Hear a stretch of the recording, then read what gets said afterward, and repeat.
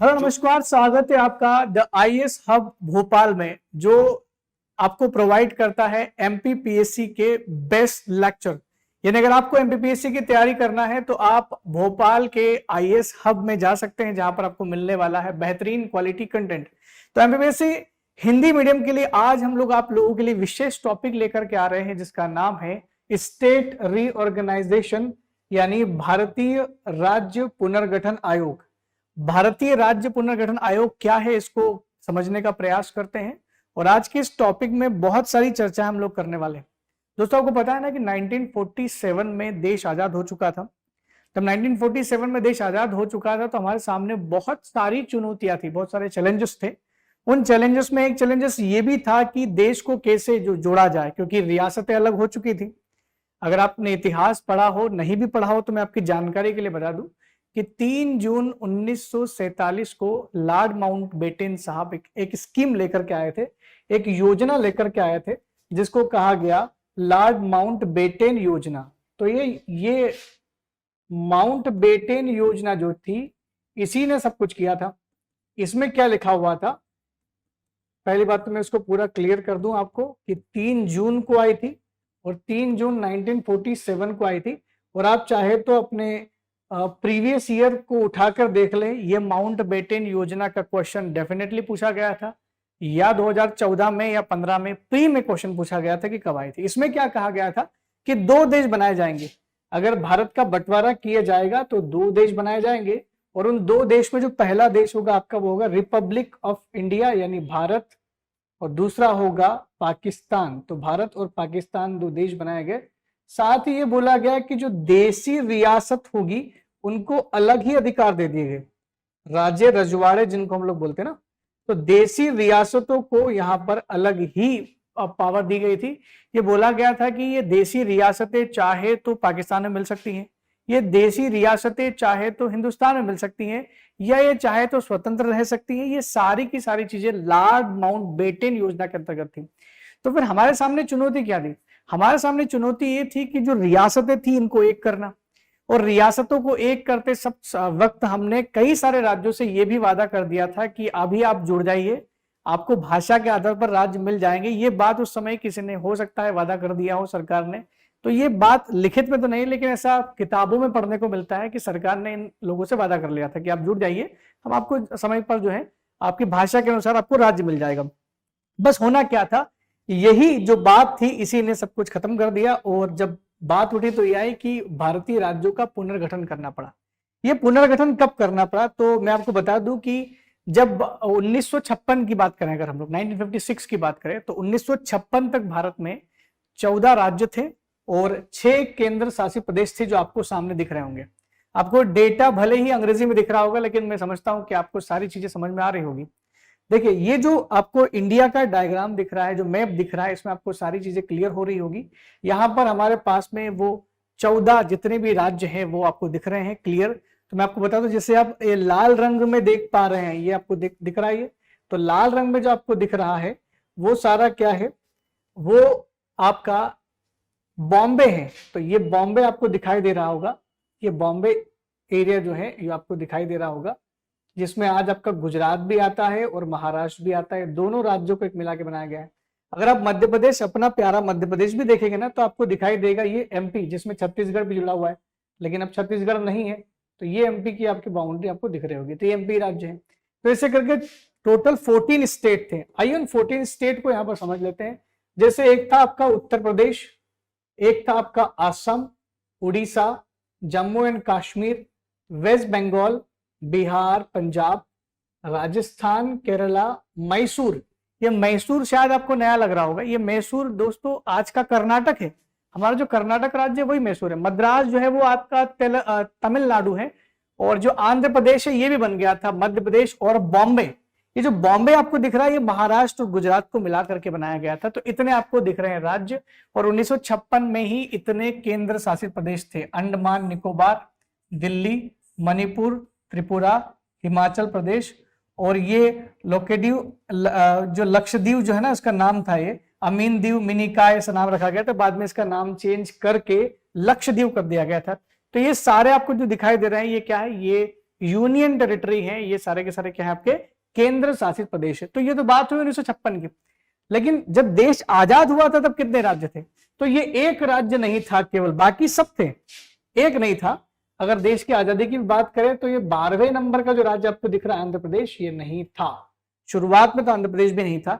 ये पूरा जो आपको दिख रहा है ये एक ही राज्य हुआ करता था। इसका नाम रखा गया था मद्रास, पूरे को मद्रास बोलते थे। हुआ ये कि इस मद्रास प्रेसिडेंसी में दो भाषा के लोग थे। एक ऊपर अगर हम लोग आंध्र प्रदेश की बात करें तो यहाँ पर तेलुगु भाषा बोली जाती थी, और अगर हम लोग साउथ की बात करें यहाँ की तो यहाँ पर तमिल भाषा बोली जाती थी। तो तेलुगु और तमिल दोनों भाषाओं में ही विवाद उठ रहा था केवल। तो तमिल वाले और तेलुगु वालों के बीच में एक राइवलरीज चल रही थी, एक विवाद चल रहा था। इसी विवाद के चलते, जो विवाद हो रहा था इसी विवाद के चलते तेलुगु भाषा के लोगों ने मद्रास से अलग होकर अपने लिए अलग राज्य की मांग करना शुरू की। तो ये अलग राज्य की मांग हुई। अच्छा, एक चीज और मैं क्लियर कर दूं कि जब 1956 से पहले हमारे देश में राज्य होते थे, या शुरुआत ही कर लो 1947 की, 1947 में देश आजाद हुआ तो जो राज्य बनाए गए थे शुरुआत में उनको अलग अलग कैटेगरी में रखा गया था। कुछ राज्य ऐसे थे ना दोस्तों जो सीधे सीधे अंग्रेजों के डायरेक्ट रूल में थे, कुछ राज्य ऐसे थे जो रियासत में थे, और कुछ राज्य ऐसे थे जहां पर रियासतें और अंग्रेज दोनों राज करते थे। तो इनको क ख ग ख ग और घ यानी ABCD 4 अलग अलग भागों में बांटा गया था। तो आइए उन्हीं भागों की यहां पर चर्चा कर लेते हैं। तो यहां पर सबसे पहले बात करें कि 1950 में जब देश आजाद हो चुका था हमारा, 1950 में भारतीय संविधान में भारत के राज्यों को 4 वर्गों में बांटा गया था, जिनकी मैं आपसे बात कर रहा हूं। तो सबसे पहले जो भाग क है, जिन्हें हम लोग ABCD के नाम से भी जानते हैं, अगर हम लोग भाग क की बात करें तो भाग क में क्या लिखा हुआ है कि ऐसे राज्य थे जो सीधा ब्रिटिश भारत के गवर्नर के अंतर्गत आते थे, और वो 9 राज्य थे। ये 9 राज्य से थे शुरुआत में जो सीधा ब्रिटिश गवर्नर के अंदर में आते थे। इनको ब्रिटिश भारत भी कहा जाता था। और जो ख वाला कॉलम है हमारा, मेरी आशा रहेगी कि आप इसको देख पा रहे होंगे। तो जो ख वाला ऑप्शन है उसमें बोला कि ऐसे राज्य थे जहां पर राजशाही के साथ विधानमंडल भी थी, मतलब जहां पर राजा महाराजा की रियासतें तो थी, साथ में विधानमंडल भी बनाई गई थी, और ऐसे राज्यों की संख्या भी 9 थी। फिर अगर बात करें इन राज्यों की अगुवाई राज्य प्रमुख करते थे, जिसे हम लोग राज्यपाल भी कहते हैं आजकल। भाग ग की बात करें तो ऐसे राज्य थे यहां पर जिसमें ब्रिटिश भारत के मुख्य आयुक्त के अंतर्गत आते थे, यानी ब्रिटिश सरकार के जो मुख्य आयुक्त थे ये उनके अंतर्गत आते थे। साथ में इन पर शाही शासन भी लागू था। ऐसे राज्य 10 थे। अगर आप सोच रहे कि 9 और 9 18 और 10 28 हो गए हैं, तो फिर आप तो 14 ही राज्यों की बात करें। ये इनमें कुछ राज्य जो है वो कॉमन रखे गए थे। और मैं आपको बता दूं, सीधी सी बातें बता दूं आपको कि जब देश में राज्य बनना शुरू हुए जिनको राज्य का दर्जा दिया गया, तो इनमें बहुत सारे राज्यों को जोड़ा भी गया था, लेकिन ये अलग अलग क ख ग घ में बांटे गए थे। जैसे मैं आपको मध्य प्रदेश की बात बता दूं ना, तो मध्य प्रदेश राज्य भले ही था, लेकिन मध्य प्रदेश को ही 4 भाग में बांट दिया गया था। क ख ग घ, CP बरार, बुंदेलखंड रीजन अलग, भोपाल रियासत अलग कर दी थी, और मध्य भारत अलग कर दिया था मध्य प्रदेश, लेकिन उसको अलग भाग में बांट दिया था। इसलिए इनको राज्य नहीं गिनना है, इसको आपको गिनना है कि ये जो राज्यों को अलग अलग भागों में बांटा गया था। और जो आखिरी भाग था आपका भाग घ, इस भाग में केवल अंडमान एवं निकोबार को ही रखा गया था। अंडमान निकोबार को रखा गया था, यानी ये आखिरी भाग था जिसको केवल अंडमान निकोबार की बात कर रहा था। तो इस तरह से संविधान में हमारे देश के सभी राज्यों को टोटल 4 भागों में, जिसे हम लोग क क ग घ के नाम से भी जान सकते हैं, या ABCD के नाम से भी जान सकते हैं। अब कहानी शुरू यहां से हुई। कहानी शुरू यहां से हुई कि भारतीय संविधान लगातार बन रहा था, जैसा कि हम पढ़ रहे हैं, और MPPSC में आप पढ़ोगे कि कैबिनेट मिशन 1946 में भारत में आता है, और इसी कैबिनेट मिशन के आधार पर भारत में सरकार बनाने की घोषणा होती है कि आप अंतरिम सरकार बनाए जाए। जब तक कि आप अपना संविधान नहीं बना ले, आपकी अंतरिम सरकार बनेगी। और साथ ही साथ हम आपके लिए एक संविधान सभा भी बनाएंगे। संविधान सभा का नाम कॉन्स्टिट्यूएंट असेंबली का नाम भी शायद आपने सुना होगा। तो एक संविधान सभा भी देश में बनाई जाएगी, कॉन्स्टिट्यूएंट असेंबली भी देश में बनाई जाएगी, और साथ ही साथ अंतरिम सरकार भी बनाई जाएगी। मैं आपकी जानकारी के लिए बता दूं कि 1946 में जो कैबिनेट मिशन इंडिया आया था, इसे भेजा था क्लीमेंट एटली ने, जो कि प्रधानमंत्री थे ब्रिटेन के, और ब्रिटेन के जो ये प्राइम मिनिस्टर थे ये लेबर पार्टी के प्राइम मिनिस्टर थे जो 1945 के चुनाव में जीती थी और ये भारत की स्वतंत्रता के पक्ष में थे, यानी ये भारत को इंडिपेंडेंट करना चाह रहे थे। तो इन्होंने ही कैबिनेट मिशन भारत भेजा और इसी कैबिनेट मिशन ने इंडिया में आकर के क्या बोला कि आपको दो काम करने, पहला संविधान सभा बनाना है क्योंकि आपको कॉन्स्टिट्यूशन फॉर्म करना है, हम ही मांग कर रहे थे। दूसरा ये था कि आपको एक अंतरिम रिस्पॉन्सिबल गवर्नमेंट बनाना है, जब तक कि आपकी संविधान न लागू हो जाए, जब तक आप संविधान न बना पाए तब तक आपके देश का शासन ये अंतरिम सरकार ही चलाएगी। तो ये शक्तियों को ट्रांसफर करने की बात ऐसे कुछ हुई थी कैबिनेट मिशन में। तो चलो कैबिनेट मिशन तो आपको कुछ समझ में आ गया होगा, लेकिन हम लोग जो आप पीछे देख पा रहे हैं ये है धर समिति। ये धर समिति का कनेक्शन यहाँ क्या बैठता है? अगर मैं धर समिति की बात कर रहा हूं तो यहाँ कैसे कनेक्ट करता है, तो मैं इसको कनेक्ट करने के लिए संविधान के पहले ही भाग में जाने का प्रयास करूंगा और मैं बात करूंगा आर्टिकल नंबर 3 की। जैसे हमारे संविधान का अनुच्छेद नंबर 3 लिखा जा रहा था, आर्टिकल नंबर 3 लिखा जा रहा था, तो भारतीय संविधान के अनुच्छेद नंबर 3 में क्लियर लिखा गया है कि हमारे देश की संसद को कुछ शक्तियां प्राप्त है। The Indian parliament has power. क्या क्या पावर थी? तो भारतीय संसद के पास में कुछ शक्तियां थी और वो शक्तियां क्या थी? नंबर 1, भारतीय संसद चाहे तो किसी भी राज्य को तोड़ करके 2 या 2 से ज्यादा राज्य बना सकती है। भारतीय संसद चाहे तो 2 या 2 से ज्यादा राज्यों को जोड़ करके एक राज्य बना सकती है। वहीं भारतीय संसद चाहे तो भारत के किसी भी राज्य के नाम में परिवर्तन कर सकती है। भारतीय संसद चाहे तो किसी भी राज्य की सीमाओं में बदलाव कर सकती है। ये सारे के सारे जो बदलाव मैं आपको बता रहा हूं, ये सारी की सारी पावर आर्टिकल नंबर 3 में हमारे इंडियन कॉन्स्टिट्यूशन के द्वारा, भारतीय संविधान के द्वारा हमारे भारतीय संसद को प्रदान की गई थी। लेकिन चूंकि बात हो रही है 1947 की, जब देश आजाद हुआ था, इधर तो देश आजाद हुआ, उधर ही हमारे देश में साउथ इंडिया की अगर बात करें, जैसे कि मैं कोशिश करूंगा कि मैप जो है आपको सटीक समझ में आ जाए। ये साउथ इंडिया दिख रहा है आपको, ये साउथ इंडिया का एक बहुत बड़ा प्रांत था जिसका नाम था मद्रास राज्य या मद्रास प्रांत, मद्रास प्रोविंसेस या प्रेसिडेंसी।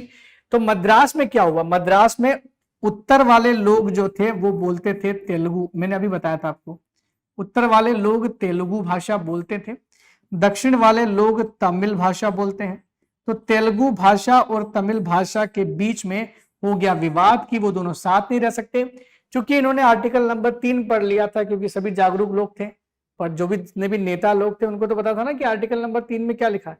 इसका मतलब तो साफ था कि इनको समझ में आ गया था कि पार्लियामेंट चाहे तो कर सकती है, तो हम इन तमिल के साथ नहीं रह सकते, इसलिए तेलुगु भाषा के लिए नए राज्य आंध्र प्रदेश की मांग उठने लगी, आंध्र प्रदेश में उठने लगी।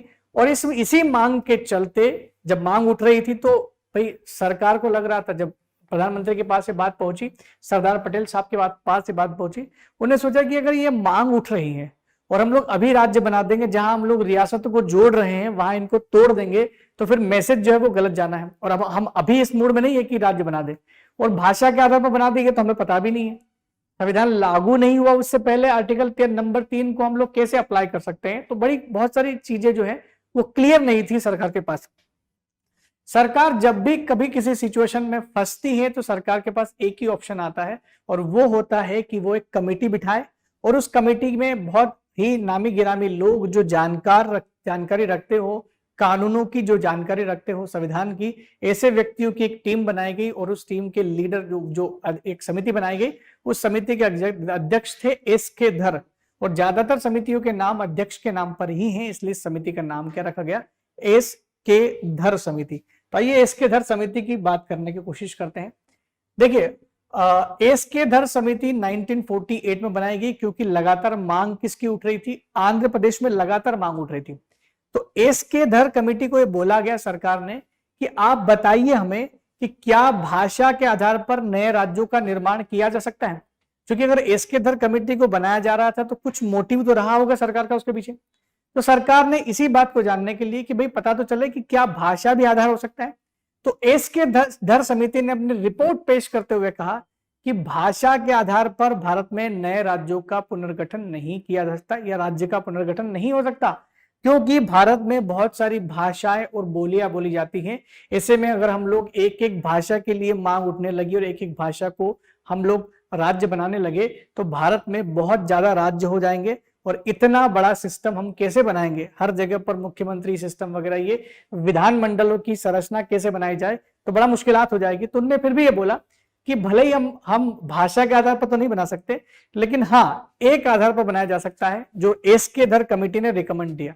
इन्होंने कहा कि आप चाहे तो राज्यों का निर्माण प्रशासनिक सुविधा के आधार पर कर सकते, असुविधा के आधार पर। मान लो राज्य बहुत बड़ा है और आपका कुछ एरिया तक जो है राज्य का विकास नहीं पहुंच पा रहा, या राजधानी बहुत दूर होने की वजह से आप विकास से वंचित रह गए हो, आपको प्रशासनिक सुविधाएं नहीं मिल रही है, तो in on the behalf of administrative inconvenience, यानी आपको अगर प्रशासनिक दुविधा है तो इस आधार पर भी राज्यों का पुनर्गठन कर सकते हैं। लेकिन उन्होंने सिरे से नकार दिया, किसको, कि भाषा के आधार पर तो नहीं कर सकते। इसीलिए चलिए अब इसको शब्दों में भी समझ लेते हैं, वो जो चीज हमने यहां पर मेंशन की है। कांग्रेस ने आजादी से पूर्व राज्यों का भाषा के आधार पर पुनर्गठन करने का वादा किया था। दोस्तों क्यों कोई भाषा के आधार पर राज्य मांगेगा, इसलिए मांगेगा क्योंकि पहले आप वादा कर चुके थे। तो कांग्रेस ने आजादी से पूर्व राज्यों का भाषा के आधार पर पुनर्गठन करने का वादा किया था और इस सिलसिले में भारत सरकार ने एसके धर की अध्यक्षता में जून 1948 को एक भाषाई आयोग की नियुक्ति की। जून 1948 को एक भाषाई आयोग की नियुक्ति की और इसी भाषाई आयोग का नाम क्या था, धर आयोग या एसके धर समिति। इस आयोग ने लगभग 6 महीने लिए और 6 महीने बाद दिसंबर 1948 में अपनी रिपोर्ट पेश की और इसमें राज्यों के पुनर्गठन का आधार भाषा न रखकर प्रशासनिक सुधार के आधार को कहा कि अगर आपके पास प्रशासनिक दुविधा है, प्रशासनिक सुधार नहीं हो पा रहा है, तो इस आधार पर राज्यों का पुनर्गठन किया जा सकता है। ये किसने बोला, ये एसके धर साहब ने बोला। अब दूसरी बात करते हैं, जब लोगों ने इन एसके धर समिति की जो सिफारिश थी उसको क्लियर कट लोगों ने सिरे से मना कर दिया। साउथ इंडिया में तो और विद्रोह होने लगा कि हम इसको नहीं मानते, जब तक हमारी सरकार नहीं बोलेगी, क्योंकि सरकार बोलेगी तो ही मानेंगे ना। दोस्तों बड़ी सिंपल सी चीज है, लोगों को सरकार पर विश्वास है तो किसी और कमेटी की बात मानने से रही। याद करो 2016 की नोटबंदी, वैसे तो नोटों पर जो लिखा होता है ना कि मैं धारक को इतने रुपए अदा करने का वचन देता हूं, वो टेंडर कौन देता है, वो जो टेंडर होता है ना नोट का, वो उसके नीचे होता है आरबीआई गवर्नर के साइन। और अगर नोट बंद करना हो तो आरबीआई गवर्नर जो है उसका जो है डिक्लेरेशन कर सकता है, सूचना दे सकता है। लेकिन वो सूचना आरबीआई गवर्नर ने नहीं दी थी 8 नवंबर 2016 को, वो सूचना पूरे देश के सामने प्रधानमंत्री ने खुद दी है, ताकि पता चला कि लोगों आरबीआई के गवर्नर के बोलने के बाद लोग बोले हम विश्वास नहीं करते इनके ऊपर, जब तक हमारे प्रधानमंत्री नहीं बोलेंगे हम नहीं विश्वास करेंगे। तो उन्होंने आरबीआई गवर्नर से बुलवाया ही नहीं, सबसे पहले ही उन्होंने आके बोल दिया, तब कोई चारा नहीं, आपको मानना पड़ेगा कि नोट बंद होने वाला है। यहीं पर यही हुआ था। पहले इन्होंने एसके धर कमेटी को लाके खड़ा कर दिया, बोला कि आप बताइए, तो एसके धर कमेटी ने रिपोर्ट पेश कर दी, हम नहीं देंगे राज्यों के आधार पर। तो कांग्रेस के ही अपने ही कार्यकर्ता बोल रहे नहीं, हम विश्वास नहीं करते किसी भी समिति पर, हम तो हमारी सरकार पर विश्वास करते हैं। इसलिए सरकार को मजबूरन भाषाई प्रांत समिति का गठन करना पड़ा और ये भाषाई प्रांत समिति को जेवीपी कमेटी के नाम से जाना गया। जेवीपी कमेटी का फुल फॉर्म होता है जवाहरलाल नेहरू, वल्लभ भाई पटेल और पट्टाभी सीतारमैया। 3 लोग ध्यान रखना, जवाहरलाल नेहरू, वल्लभ भाई पटेल और पट्टाभी सीतारमैया। जवाहरलाल नेहरू और वल्लभ भाई पटेल को तो आप जानते ही हैं, प्रधानमंत्री, गृह मंत्री, और पट्टाभी सीतारमैया मध्य प्रदेश के पहले राज्यपाल थे। तो इन तीनों ने की एक समिति बनाई गई और 1948 में जवाहरलाल नेहरू, सरदार वल्लभ भाई पटेल और पट्टाभी सीतारमैया की अध्यक्षता में एक नई भाषाई प्रांत समिति का गठन किया गया। इसी समिति के इसके सदस्यों के नाम से इसे क्या बोला गया, जेवीपी कमेटी बोला गया। इस समिति ने संसद के सामने अपनी रिपोर्ट अप्रैल 1949 में अपनी रिपोर्ट पेश की इनने, और इस रिपोर्ट में कहा कि माना की परिस्थितियों को देखते हुए राज्यों का पुनर्गठन भाषा न होकर प्रशासनिक सुधार हो। परिस्थितियां ऐसी है देश में कि भाषा के आधार पर नहीं कर सकते, लेकिन प्रशासनिक सुधार पर कर सकते हैं। इसका मतलब ये जेवीपी कमेटी ने भी क्या बोल दिया कि हम भाषा के आधार पर नहीं कर सकते, प्रशासनिक सुधार के आधार पर ही करेंगे, ये भी इन्होंने बोला। देखिए इसमें एक कमाल की बात भी है, मैं आपको उस पर भी ले जाऊंगा, उस पर भी बात करूंगा। तो उन्होंने ये बोला, अब इन्होंने एक चीज और बोल दी थी, जेवीपी कमेटी जो थी इसकी बात यही खत्म नहीं होती कि भाषा न होकर के प्रशासनिक सुधार हो, यही हमको लग रहा है। तो जेवीपी कमेटी ने लेकिन एक और बात की, लेकिन अगर लोगों का आंदोलन उग्र हो या जोशीला हो, लोगों ने मांग जो है वो तीव्र है, तो उस आधार पर हम भाषा को मान सकते हैं, ऐसा उन्होंने एक हिंट दे दिया था। बस क्या था, आंध्र प्रदेश के लोगों ने उस बात को पकड़ लिया और तुरंत वहां के लोगों ने करना शुरू कर दिया, वहां पर जो है आंदोलन करना शुरू कर दिया। और उस आंदोलन के मेन व्यक्ति जो थे उनका नाम था पोट्टी श्री रामालू, यानी ये जो व्यक्ति का नाम आपको दिख रहा है पोट्टी श्री रामालू, उनका निधन हो गया था। ये कांग्रेस के एक व्यक्ति थे। मैं बताता हूं ये कांग्रेस के व्यक्ति के बारे में सारी सूचना बताता हूं। क्या हुआ कि पोट्टी श्री रामालू साहब कांग्रेस के ही लीडर थे आंध्र प्रदेश में, और पोट्टी श्री रामालू साहब के साथ ये हुआ कि उन्होंने जब देखा कि सरकार उनकी बात नहीं मान रही, तो उन्होंने 56 दिनों की भूख हड़ताल की, और 56 दिनों की भूख हड़ताल के बाद उनका निधन हो गया। उनके निधन को चलते लोगों में बहुत जोश था, आंदोलन उग्र हो गया, और दबाव में आकर के सरकार ने आंध्र प्रदेश नाम का एक राज्य बनाया, जो भारत का 14वें नंबर का राज्य बना और भाषा के आधार पर बनने वाला भारत का पहला राज्य था। तो 56 दिनों की भूख हड़ताल के बाद दक्षिण भारत के एक वरिष्ठ कांग्रेस नेता पोट्टी श्री रामालू का निधन हो गया, जिससे इस आंदोलन का आवेग और भी बढ़ गया। अतः भारत सरकार को मजबूर होकर अक्टूबर 1953 में भाषाई आधार पर मद्रास से तेलुगु भाषी प्रदेश को अलग कर आंध्र प्रदेश का गठन किया गया। तो 1953 में, अक्टूबर 1953 में, जबकि प्रधानमंत्री साहब ने तो 1952 में ही ये घोषणा कर दी थी, दिसंबर 1952 में घोषणा कर दी थी, क्योंकि उनकी मृत्यु हो गई थी, उसके चलते उनके ऊपर भार तो था, तुरंत उन्होंने घोषणा की। और अक्टूबर 1953 में आंध्र प्रदेश भारत का भाषा के आधार पर पहला राज्य बना। लेकिन इनके पास समस्या हो गई कि हमने जल्दबाजी में राज्य तो दे दिया भाषा के आधार पर, आगे क्या करें, और भी राज्य मांगेंगे। तो उसी के लिए तुरंत उसी साल, यानी अगर उसी साल की बात करें तो हम 1953 की बात कर रहे हैं, और 1953 में ही इनको दूसरी कमेटी बिठानी पड़ी, जिसका नाम था फजल अली कमेटी। और तुरंत इनको फजल अली कमेटी का गठन करना पड़ा। कब करना पड़ा? 1953 में, 1953 में। और इस फजल अली कमेटी में 3 सदस्य थे। एक तो खुद फजल अली साहब, के.एम. पणिकर, एच.एन. कुंजरू, 3 लोगों की कमेटी थी। इनको यही बोला कि भैया हमने जो भी किया है उसको आपको सही भी करना है, और हमें आगे ऐसा ना करना पड़े, ऐसा कुछ जुगाड़ बताओ। फजल अली कमेटी से ये रिक्वेस्ट की गई थी भाई कि आपको गठित कर रहे हैं, आप ये बताओ कि हमने किया, बना तो दिया, इसको रिटर्न तो नहीं ले सकते, तो जो किया वो ठीक किया, इसको भी आपको बताना है। साथ ही साथ आगे भी ऐसे राज्य बार बार ना बनाना पड़े, ऐसी कोई स्कीम भिड़ाओ। तो उन्होंने क्या किया, आंध्र प्रदेश के गठन के बाद अन्य राज्यों में भी भाषा के आधार पर नए राज्यों की मांग उठने लगी, और अंततः भारत सरकार ने दिसंबर 1953 में 3 सदस्यीय समिति का गठन किया, जिसके अध्यक्ष फजल अली थे, और बाकी 2 सदस्यों के नाम के.एम. पणिकर और एच.एन. कुंजरू थे। इस आयोग ने अपनी रिपोर्ट 1955 में पेश की, और इसने कहा कि भाषा को नए राज्यों का आधार माना जा सकता है, लेकिन हर एक भाषा के लिए एक राज्य हो, ये बिल्कुल नहीं हो सकता। एक नया सिद्धांत प्रतिपादित किया कि जरूरी नहीं कि हर एक भाषा के लिए एक राज्य हो, लेकिन हाँ, भाषा के आधार पर राज्य हो सकता है। और इसके लिए संसद जल्द ही एक राज्य पुनर्गठन अधिनियम बनाए, जो ये तय करे कि भाषा किस किस आधार पर राज्यों का गठन किया जाए। तो उन्होंने इस सिद्धांत को अस्वीकार कर दिया कि राज्य पुनर्गठन के लिए भाषा के अलावा सांस्कृतिक एकरूपता और प्रशासनिक और आर्थिक ढांचे को भी आधार बनाया जाए।